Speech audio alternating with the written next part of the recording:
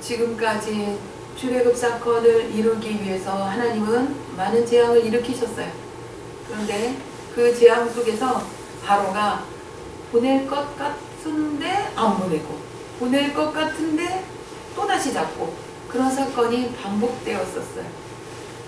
세상이라는 것이 그렇습니다. 세상까지 가지 않더라도 여러분과 저의 그 사람 됨됨이 그것만 봐도 그래요. 여러분이 스스로 나는 완벽해라고 생각하신 적이 있으십니까? 나는 잘할 수 있어. 그럼 끝까지 잘할 수 있으십니까? 그래서 이런 부분에 대해서 세상에는 많은 책들이 있어요. 인간에게는 항상성이 있다. 그래서 원래 있던 그 자리로 돌아가고자 하는 마음이 있다. 그리고 편하기 원하는 마음이 있고, 그렇기 때문에 우리는 늘 언제나 훈련해야 된다. 이런 어떤 일반적인 책들도 많이 있고요. 우리가 습관을 바뀌기 위해서는 21일은 지나야 된다. 그래서 적어도 21일 동안은 우리가 나를 훈련하기 위해서 프로그램을 짜야 된다. 이런 얘기들도 있어요. 그러나 또 때때로는 한 사람 한 사람들이 강한 사람들, 자기에게 절제를 잘하는 사람들, 그런 사람들은 이런 것도 능히 하는 사람도 있습니다. 어쨌거나 오늘 이 말씀 속에서 보면 바로라는 사람은 자기가 말했던 것을 여러 번 번복하고 또 번복하는 걸 볼 수 있어요. 그런데 오늘 11장 1절 보시면 여호와께서 모세에게 이르시기를 내가 이제 한 가지 재앙을 바로와 애굽에 내리느냐 그가 너희를 여기서 보낼지라. 그가 너희를 보낼 때는 여기서 다 쫓아낸다 이렇게 얘기를 하세요. 그러니까 그냥 보내는 게 아니고 쫓아낸다는 거예요. 쫓아낸다는 표현은 어때요 여러분? 좋은 사람 쫓아냅니까? 아주 비기 싫은 사람 쫓아내는 거예요. 미운 물건이 되어는 거예요. 이런 상황까지 가도록 하나님이 왜 만드셨을까요?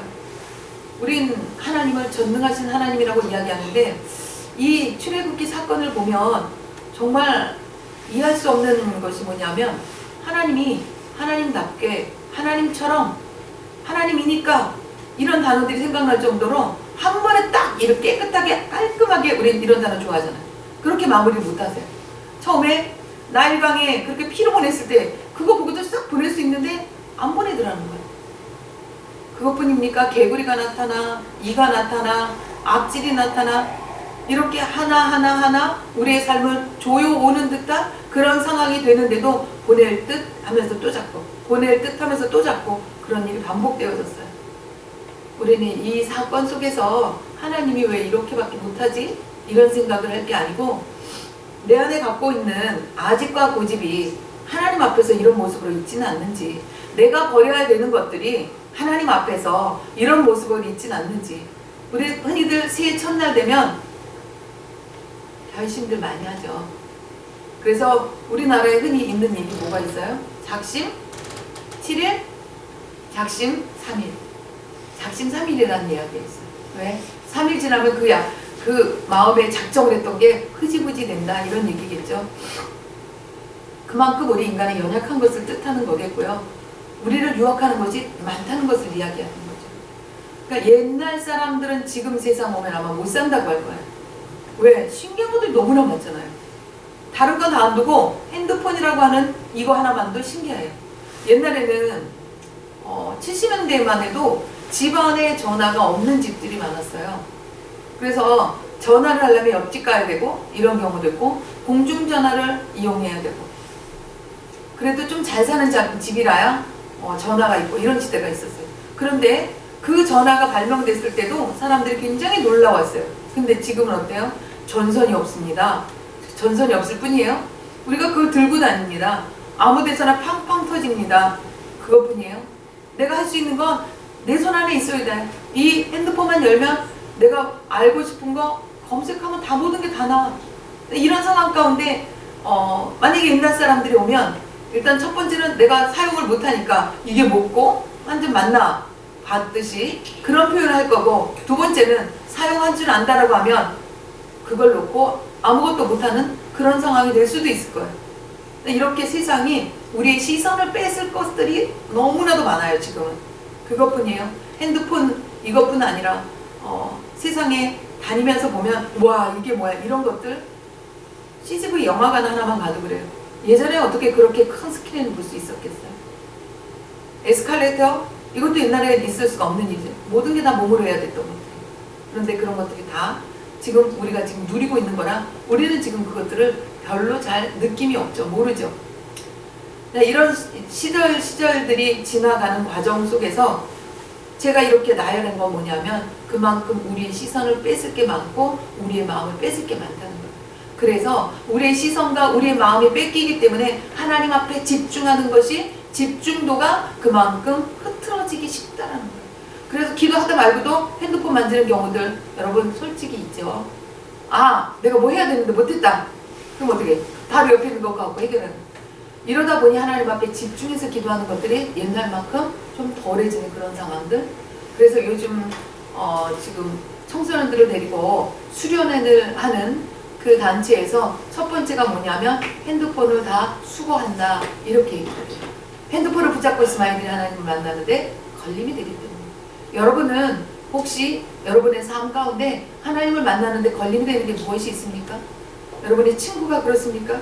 아니면 먹는 것이 그렇습니까? 아니면 노는 것이 그렇습니까?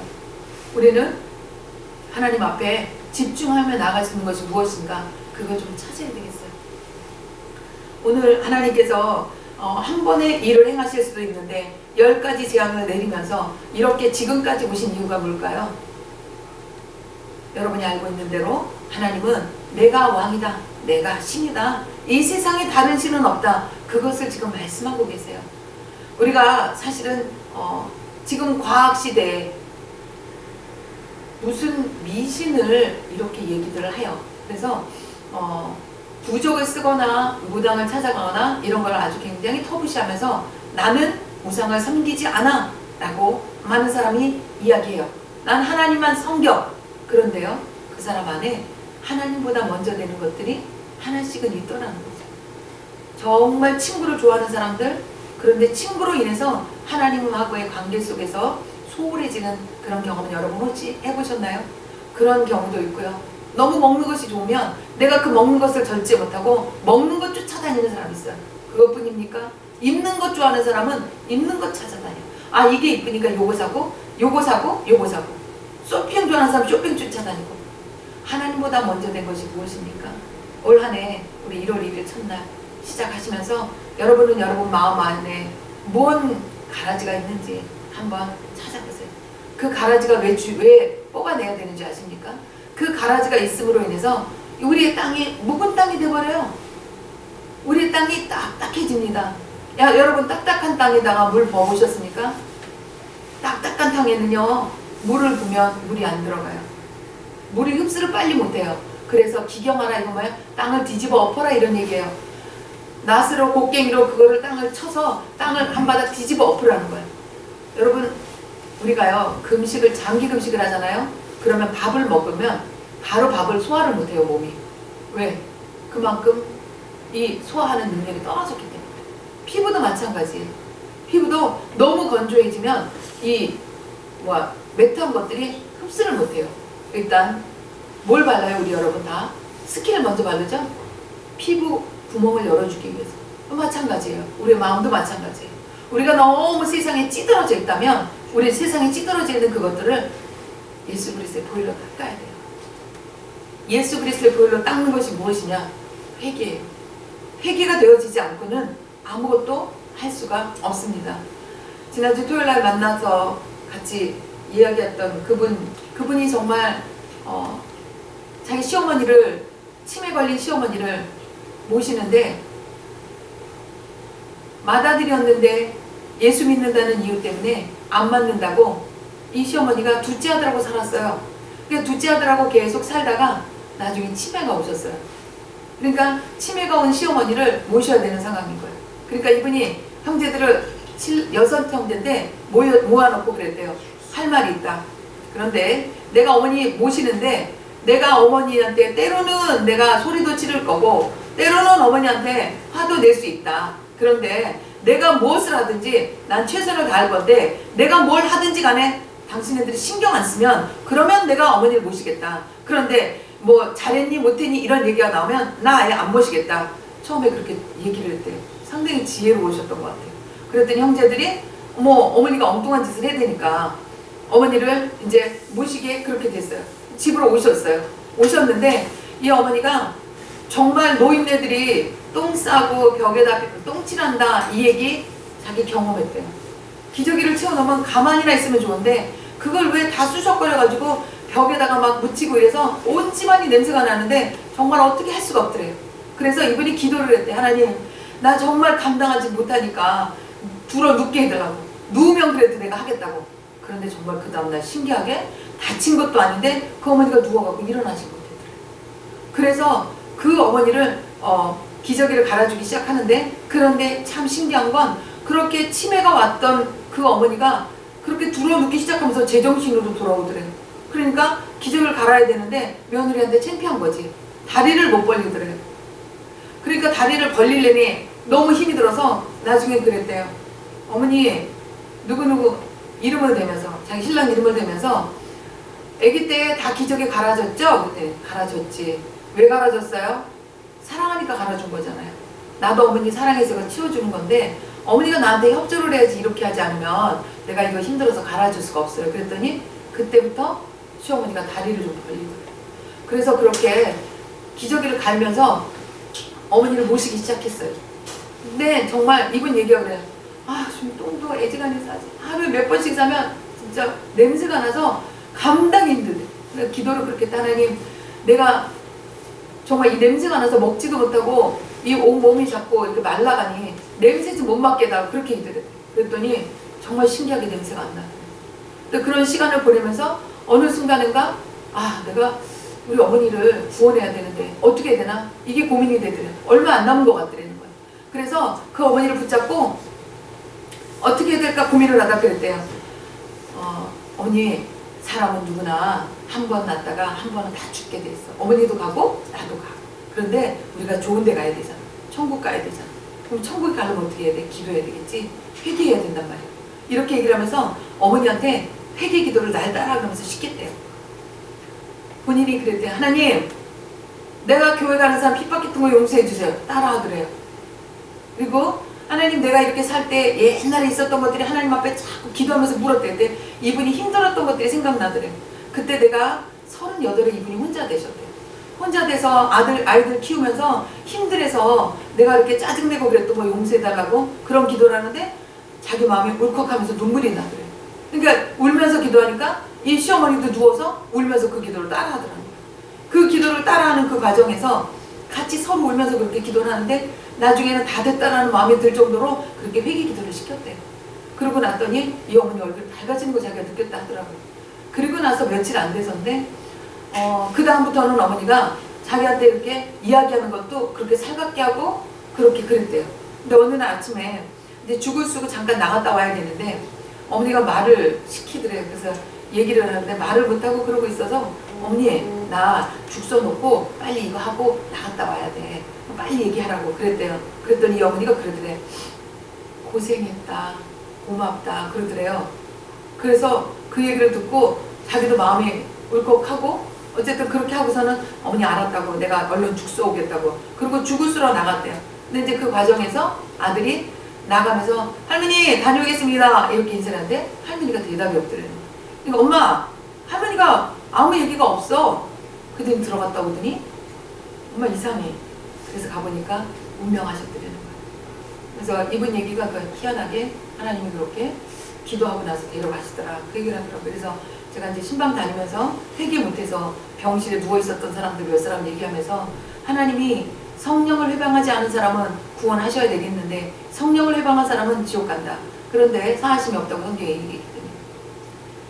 그런데 하나님의 백성을 하나님이 이끌어 가실 때는 죄된 상태로 못 들어가기 때문에 병실에 누워서 꼭 회개할 시간을 주시더라.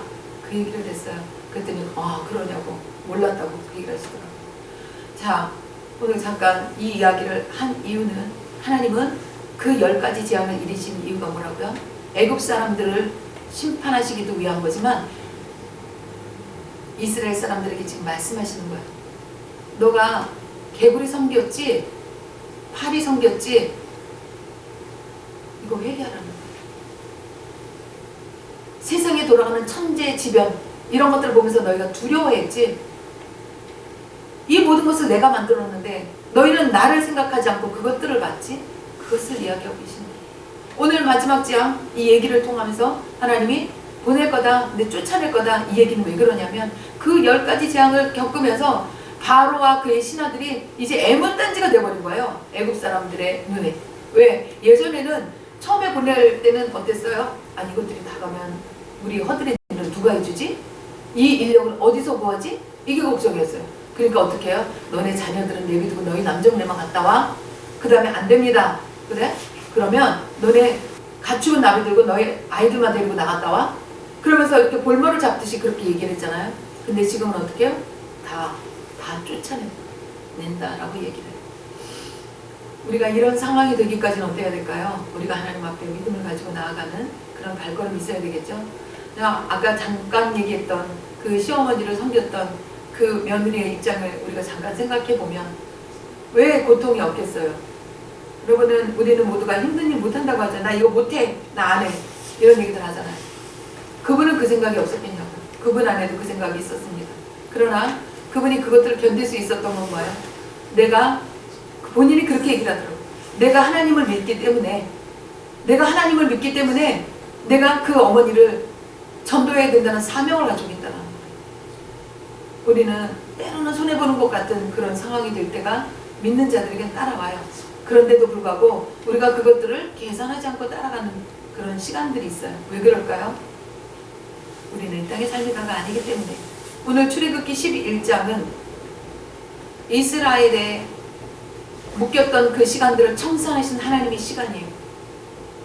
하나님은 사도행전 1장 8절에 온 유대와 사마리아 땅 끝까지 이르러 내 증인이 되리라 그렇게 얘기하셨고, 그렇게 하나님의 복음이 전파되고 그리고 예수 그리스도 이 땅에 다시 오겠다고 약속하신 것이 성경 전체에 흐르는 맥이에요. 그러면 우리는 이 땅에 살아갈 동안에 그 성경 전체에 흐르는 맥 속에서 나는 지금 무엇을 해야 되나? 이걸 찾아가야 된다. 내가 지금 처한 이치에서 학생은 학생대로, 교수는 교수대로, 뭐 나름대로 그 직업과 처해진 이치에서 어미는 어미대로 나아가는 발걸음이 있겠죠. 그 나아가는 발걸음대로 살아가지만 그 살아가는 것, 그것이 다인 양 살아가면 우리는 뭔가 한참 놓치는 것이 있다는 거예요. 하나님은 이 10가지 재앙을 통해서 무엇을 얘기하세요? 내가 하나님이다. 이걸 얘기하시고 계세요. 오늘 이 아침에 11장 1절부터 이 말씀을 통해서 여러분 마음 가운데 각인하셔야 될 거는, 올 한해 내가 살아갈 때 정말 하나님께서 나를 통해서 어떤 일을 하실까? 하나님은 나를 통해서 무엇을 하기 원하실까? 이 부분을 생각하지 않는다면 올 한해 작년, 재작년, 재재작년처럼 그냥 후딱 지나가고 마는 또 한 해가 될 거예요. 여러분 올 한해는 그렇게 살지 마십시다. 이사야 49장 아까 말씀 나눴던 것처럼 하나님은 새 일을 하기를 원하세요. 누구를 통해서? 여러분과 저를 통해서.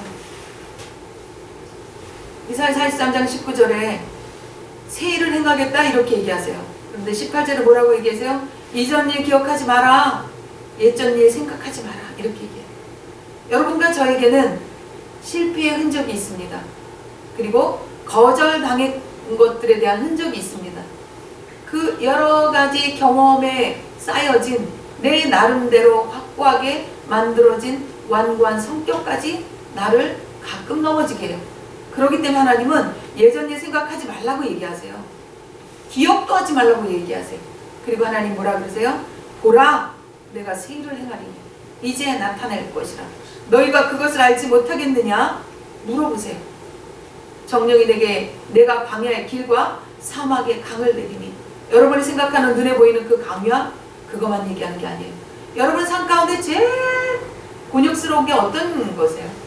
여러분은 제일 힘들게 하는 주변에 한 사람이 있으십니까? 누구십니까? 있으십니까? 하나님 그 광야의 길을 내시겠다고 하시겠습니다. 하고 계십니다. 아멘. 사막의 길을 내겠다고 하십니다. 사막에 강을 내겠다고 하셨어요. 광야는 어때요? 광야는 길이 없어요. 사람이 다니잖아요. 그런데 그 광야의 길을 내겠다고 하세요. 그리고 사막에 물이 없어요. 사막에서 오아시스야 이렇게 얘기하잖아요. 왜? 그만큼 귀한데. 그런데 하나님이 사막에 강을 내겠다라고 얘기해요. 그런데 이 일이, 말도 안 되는 이 일이 이스라엘에는 지금 그렇게 되어져 가고 있어요. 그들이 이스라엘 본토로 돌아가서 했던 게 뭐냐면, 그들에게 주어진 그 광야, 사막, 그 속에서 이들이 물을 끌어다가 재배하기 시작했고, 그 재배한 것들을 지금 온 세계로 수출하고 있어요. 그래서 이스라엘의 석류, 자목 이런 것들을 온 세계 사람들이 먹고 있어요. 하나님이 하시겠다고 하시면 하시는 거예요. 하나님은 능력이 제한이 있을까요? 없을까요? 없습니다. 하나님이 하신다고 하시면 되시는 거예요. 그래서 이런 모든 내용을 알고 있기 때문에 고백했던 사람, 이 땅에서 이 성경 속에서 제일 고통을 많이 당한 사람, 어쩌면 출애굽기에 그 10가지 재앙을 온몸으로 혼자로 받았던 사람, 그 사람이 성경에 있어요. 누굴까요? 누굴까? 한 사람 있습니다. 고난이라고 말하는 것 같으면 얘기하지 마. 나한테 이 부분에 대해서 말하지 마라고 얘기할 수 있는 사람. 욥기 23장 10절입니다. 나의 가는 길을 오직 그가 아시나니 그가 나를 단련하신 후에는 내가 정금같이 나오리라 라고 고백한 사람이에요. 이 욥이 이 고백이 나오기까지 이 사람이 무슨 죄를 얼마나 크게 많이 지었을까요? 우리 인간적인 눈으로 보면 이 사람이 그렇게 죄를 지었다는 거 찾을 수가 없어요. 그러나 하나님은 정금같이 나오게 하기 위해서 그를 단련하셨다라고 본인 스스로 고백하고 있어요. 그러니까 나의 가는 길은 오직 그가 아시나니 그가 나를 단련하신 후에 내가 정금같이 나오리라. 이 땅에요 보석들 많이 있습니다. 그런데 우리 사도 바울을 통해서 우리에게 이야기했던 많은 믿음의 종류들이 있어요. 그런데 나무 같은 믿음이 있고, 그리고 지푸라기 같은 믿음이 있고, 금 같은 믿음이 있고, 은 같은 믿음이 있다고 얘기해요. 그런데 마지막까지 남는 게 뭔지 아십니까? 금이에요. 불 지르면 금방 포르륵 타버리는 나무 같은 믿음도 있고, 어떠한 상황이 오건 말건 끝까지 가는 정금 같은 믿음이 있다는 거예요. 그런데 오늘 욥이 그 고백을 해요. 하나님이 나를 정금같이 뽑아내시려고 나를 이렇게 단련하시는구나. 그 고백을 해요. 그런데 이 고백을 들으신 하나님이 그를 그렇게 정말 만들어내십니다. 할렐루야. 여러분과 제가 올 한 해 마음에 새겨야 될 건 뭐냐면 하나님이 나를 통해 뭘 하실까? 이 부분을 좀 놓치지 않으셨으면 좋겠어요. 왜? 내가 이걸 놓치는 순간에 나는 인간사 속에 있는 그 어떤 사람과 똑같은 그 한 사람, 세상 사람 되기 때문에. 그런데 내가 하나님 앞에서 나는 나를 어떻게 쓰실 그 하나님, 그 하나님에 대해서 의문을 가질 때, 그럴 때 하나님이 우리에게 길을 여신다는 거예요. 나를 정금같이 나오게 하시겠다라고 하신 그 하나님의 마음을 알았던 욥의 고백이 있고 난 다음에 욥의 모든 고난이 끝이 납니다. 여러분이 올 한 해 시작 첫날 마음에 정리하시고 하나님의 편에 서서 귀를 쫑긋 세우시고 하나님을 바라보시고 입술로 시인하십시오. 하나님, 나를 통해서 무엇을 하기 원하십니까? 하나님, 내가 무엇을 할까요? 그러기 위해서 나는 어떤 그릇이 되게 되겠는가? 나는 정금같이 나올 수 있는 그런 깨끗한 그릇이 되어야 되겠죠? 자, 큰 집에는 여러 가지 그릇이 있다 그래요. 큰 그릇도 있고 작은 그릇도 있고 금 그릇, 은 그릇 여러 가지 그릇이 있다 그래요. 그런데 그 그릇과 모양과, 그러니까 다시 말해서 여러분의 생김새와 여러분의 학벌과 여러분의 어떤 형편들 하나님은 중요치 않다라는 거예요. 하나님은 적재적소에 필요한 사람을 찾으세요. 여러분, 커다란 곰솥에다가 만두 찍어 먹을 간장 담아서 만두 찍어 먹는 사람 보셨나요? 아무리 큰 게 좋아도 곰솥에다가 간장 뿌려서 찍어 먹지 않습니다. 그러니까 나는 부족해, 나는 모양이 이래, 이거 상관없다는 거예요. 하나님은 적재적소에 알맞게 그 한 사람을 쓰신다는 거예요. 그러므로 내가 어느 자리에 있어야 될 사람인지 찾아가는 여러분 되시기를 예수 그리스도의 이름으로 축원합니다. 기도하겠습니다.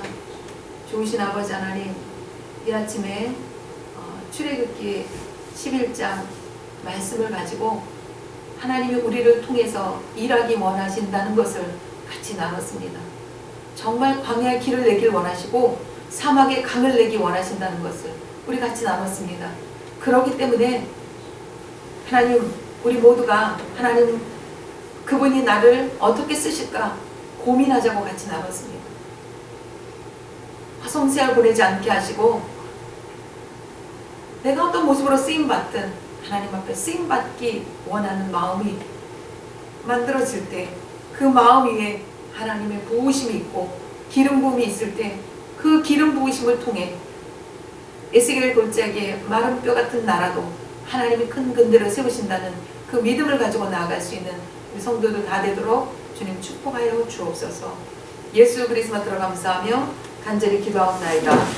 아멘.